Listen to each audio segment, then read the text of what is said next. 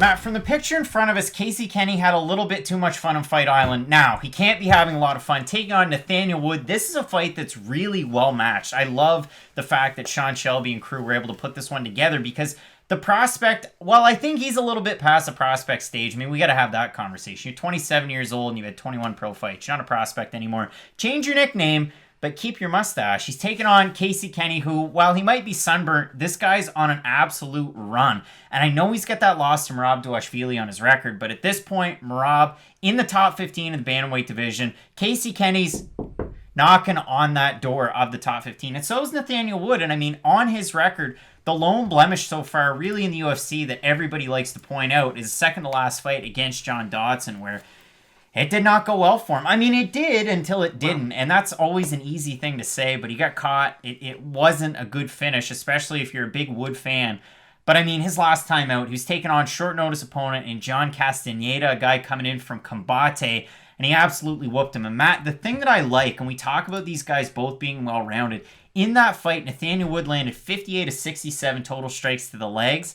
And I mean, he really mixed it up well. By percentage, 45% to the head, 10% to the body, 44% to the legs. And he can employ the takedowns. He went 1 of 3 out of that fight.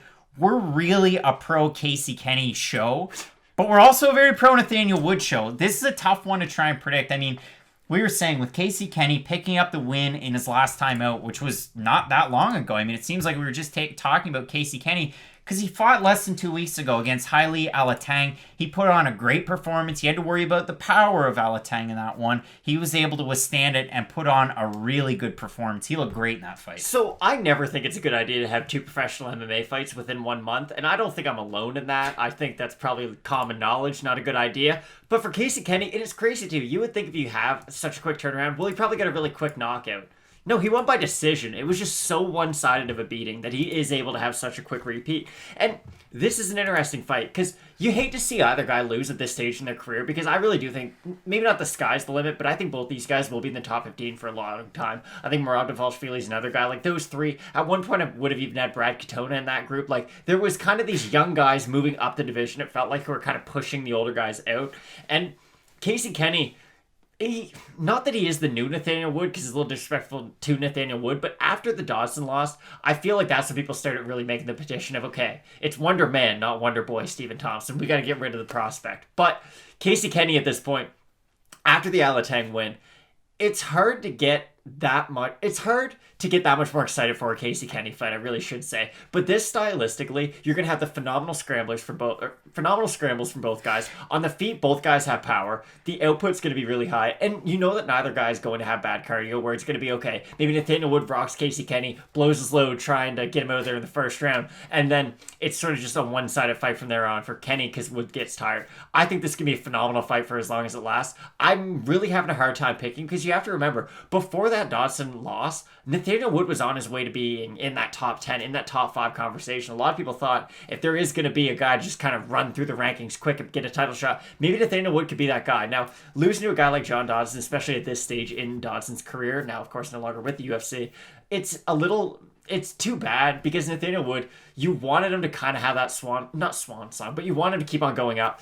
The Dodson loss, for as bad as it is, I don't think you can take a loss from it going into the Casey Kenney fight because Casey Kenney doesn't fight anything like John Dodson. John Dodson's got that phenomenal footwork, hand speed. He's got good power. But with Kenney, it's going to be a lot more kicks. It's going to be a lot more wrestling. And it's going to be a much more grueling style of a fight for Nathaniel Wood. It's like 1A, 1B. It's like Gemini Man, but one of them's not older. So it's going to be a lot of fun. Will Smith movies that didn't really crack it. Now, if we have a look quickly over at the predictions on Tapology, very limited sample size. We're early this week at a 349 total votes, 64% going Kenney, 87% predicting a decision win.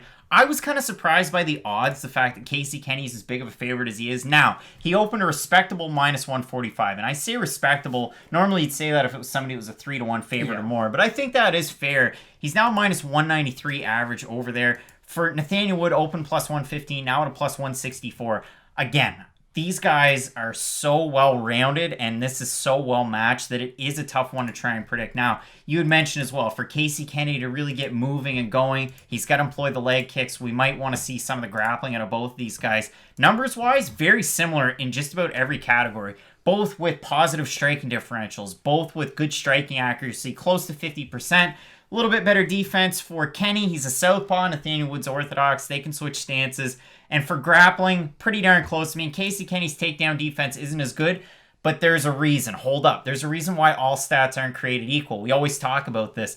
The Ray Borg fight that Casey Kenney won, he got taken down a number of times. The fight against Merab was one of the craziest fights because Merab went something, it was 12 for 24 out of his total takedowns. That's why Casey Kenney's defense isn't that great. Exactly. Because it's skewed by those two performances. But normally, it is decent, and he has good offensive takedowns. So both these guys well matched. The thing that I do like about Casey Kenney, he's taken on tougher competition. Win over Ray Borg, win over Bermudez. The loss against Merab tells you a lot. Beats Louis Smolka by finish, beats Haile Elatang. The level of competition's kind of going up and down a little bit, but also being the former flyweight, and interim bantamweight LFA champ, that definitely lends credence. Nathaniel Wood's wars and cage wars, and I say wars, you got to go back and watch those. But in the UFC, Johnny Eduardo, Andre Ewell, Jose Teco Quinones loses to Dodson, beats Castaneda, a guy from Combate. It's not the same level. Now, you're beating Castaneda, all three judges scoring at 30-27. In Casey Kenney's last fight, 30-25, 30-26, and 30-27. The guy's on a run. I got to go with the favorite and a guy that really should invest in just a little bit of sunscreen. I mean, it's hard to go against that. And you could say that for both guys. They could both use some sunscreen. Casey Kenney's, so could we. Casey Kenney's kicking game is really going to be what this fight's going to come down to. I think wrestling-wise, like you had said, they're both fairly even. But if Nathaniel Wood is going for a lot of takedowns, it might play into Casey Kenney's game plan. Because, again, I can't just tell you how good the scrambles of Casey Kenney are. Now, yes, Merab Dvalishvili, he just, from a physical standpoint, was kind of able to hold Kenny down. But if you're able to stuff, 12 of the 24 takedowns that he went with, I would consider that at least a small victory. So I'm going to agree, Casey Kenney. But this is such a battle of the prospects, if you will, of two guys who are outside the top 15 who I think can make a lot of noise in the bantamweight division for a long time. Matt, really looking forward to this. We're both going with Casey Kenney to get the win. We got a great card headlined by a title unification bout between Khabib Nurmagomedov and Justin Gaethje. You're not going to want to miss that. Keep it locked in with Fight Night Picks, Matt, as we always say. Let's get into it.